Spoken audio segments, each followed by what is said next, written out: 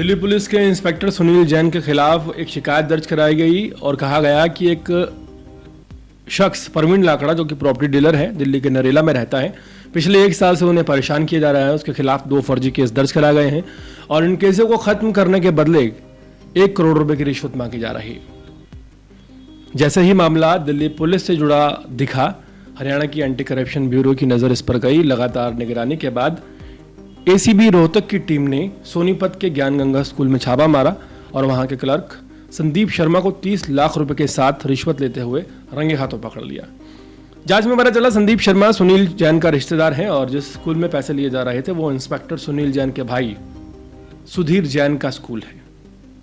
विपिन ने बताया कि प्रवीण लाकड़ा के खिलाफ पहला केस 2024 में अलीपुर थाने में दर्ज हुआ था, जिसमें एक व्यक्ति ने आरोप लगाया था कि प्रवीण ने जबरदस्ती पैसे मांगे हैं। फिर 2025 में उसके खिलाफ मारपीट का एक और मामला दर्ज हुआ। दोनों केसों की जांच इंस्पेक्टर सुनील जैन को सौंपी गई। विपिन का कहना है कि जब उसने केस खत्म करने की बात की तो सुनील जैन ने 1 करोड़ रुपए की रिश्वत मांगी। बाद में सौदा 70 लाख में तय हुआ। पहली किस्त के तौर पर 30 लाख रुपए सोनीपत के एक स्कूल में देने की बात की गई, लेकिन एसीबी पहले से तैयार थी और मौके पर छापा मारकर इस रिश्वत के खेल को पकड़ लिया गया। इसके बाद दिल्ली में तैनात सुनील जैन को गिरफ्तार कर लिया गया। दिल्ली पुलिस के उत्तर पश्चिमी जिले के तैनात इंस्पेक्टर सुनील जैन की हरियाणा पुलिस द्वारा दर्ज भ्रष्टाचार निवारक अधिनियम के मामले में संलिप्तता को गंभीरता से लेते हुए इंस्पेक्टर सुनील जैन को तत्काल प्रभाव से दिल्ली पुलिस ने निलंबित कर दिया है। आवश्यक प्रशासनिक कार्रवाई आगे की जाएगी। दिल्ली पुलिस ऐसा आश्वासन भी देती हुई नजर आ रही है। प्रवीण लाकड़ा के वकील का कहना है कि उसे जानबूझकर फंसाया गया और रिश्वत देने का दबाव भी बनाया गया।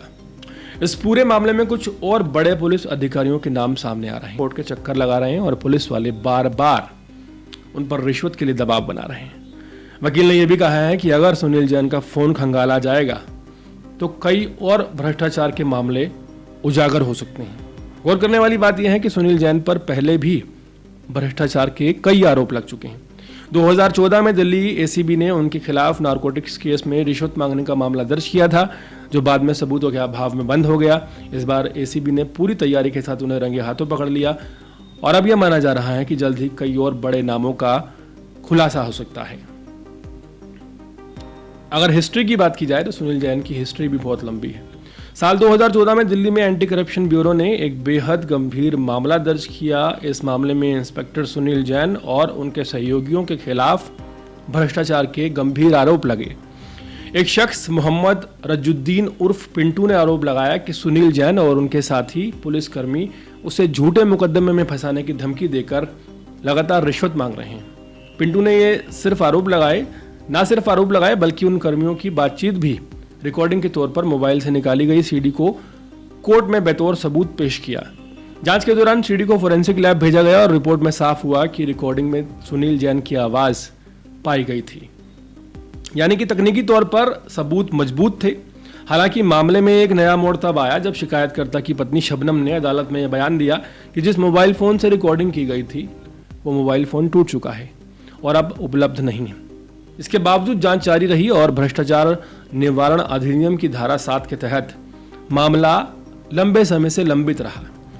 यह सवाल बेहद अहम है कि जब शिकायत, सबूत और आवाज के नमूने मौजूद थे तब अब तक इंस्पेक्टर सुनील जैन के खिलाफ कोई ठोस कार्रवाई क्यों नहीं हुई। ये मामला भी उन तमाम मामलों की तरह है जो सिस्टम की ढिलाई और रसूखदारों की पहुंच के चलते फाइलों में कहीं दब कर रह जाता है। ये भी जरूरी है कि एसीबी और संबंधित विभाग ये भी जांचें कि क्या सुनील जैन इससे पहले या बाद में अपने पद का दुरुपयोग करते हुए और मामलों में लिप्त रहे हैं। जब ऐसे मामलों में देरी होती है तो इससे न सिर्फ कानून व्यवस्था पर जनता का भरोसा टूटता है बल्कि ईमानदार अधिकारियों और शिकायतकर्ताओं का मनोबल भी गिरता हुआ नजर आता है। एक और मामला सुनिए। 13 जून 2017 दिल्ली के द्वारका सेक्टर 10 में शकुंतलम अपार्टमेंट में अर्नब अपनी दोस्त मेघा तिवारी के फ्लैट में मृत पाए गए। पुलिस की तरफ से इसे खुदकुशी करार दे दिया गया। अर्नब पटेल नगर में रहता था। वो मैनेजमेंट कोर्स करने के साथ साथ आईटीसी होटल में जॉब कर रहा था। उसकी मां टीचर है। अर्नब की फैमिली ने सुसाइड पर सवाल उठाते हुए कहा कि उनके बेटे की हाइट 6 फीट थी, वजन 80 किलो था। बेड से पंखे की ऊंचाई करीब 5 फीट थी। अकेली लड़की कपड़े को काटकर हट्टे कट्टे इंसान को कैसे नीचे उतार सकती है। उनका यह भी कहना था कि मेघा के पिता ने उस पंखे को भी बेच दिया जिस पर फांसी लगाई गई थी, जबकि केस प्रॉपर्टी होने के नाते उस पंखे को नहीं बेचा जा सकता था। परिजनों के मुताबिक जिस तरह से अर्नब दुग्गल की गर्दन पर निशान थे वो सुसाइड की कंडीशन में नहीं आ सकते थे। इन बातों को कोर्ट ने माना और अपने ऑर्डर में इन बातों का जिक्र किया। दिल्ली पुलिस की क्राइम ब्रांच ने मामला दर्ज कर छानबीन शुरू कर दी और साल 2018 में दिल्ली की एक अदालत ने अर्नब दुग्गल की मौत को आत्महत्या साबित करने की पुलिस की कोशिशों को जानबूझकर की गई साजिश करार दे दिया। इस मामले की इन्वेस्टिगेशन भी सुनील जैन कर रहे थे। अदालत ने पंखे पर जमे हुए धूल को आधार बनाते हुए कहा कि यदि 80 किलो का व्यक्ति उस पंखे से फांसी लगाता है तो ना तो जाले सुरक्षित रहते ना ही धूल लगी रहती। मामले की तह में जाने पर अदालत ने पाया कि दिल्ली पुलिस के इंस्पेक्टर सुनील जैन ने शुरुआती जांच में एफआईआर तक दर्ज नहीं की थी। यह कदम तब उठाया गया जब अर्नब की मां अनु दुग्गल ने कोर्ट का रुख किया। कोर्ट के आदेश के बाद 23 फरवरी को क्राइम ब्रांच ने हत्या का केस दर्ज किया। अदालत ने यह भी नोट किया कि मां के द्वारा दी गई एक तस्वीर में मृतक की पीठ पर लाल निशान दिखाई दे रहे हैं जो कि गला घोटने का संकेत दे सकते हैं, लेकिन ये निशान भी पुलिस फाइल में कहीं भी नहीं पाए गए। अब जबकि मामला एक बार फिर से चर्चाओं में है तो ये देखना जरूरी होगा कि क्या भ्रष्टाचार के इस गंभीर आरोप में आगे कोई ठोस कार्रवाई की जाती है, कोई कदम उठाया जाता है, या ये भी बाकी फाइलों की तरह न्याय का इंतजार करता रहेगा।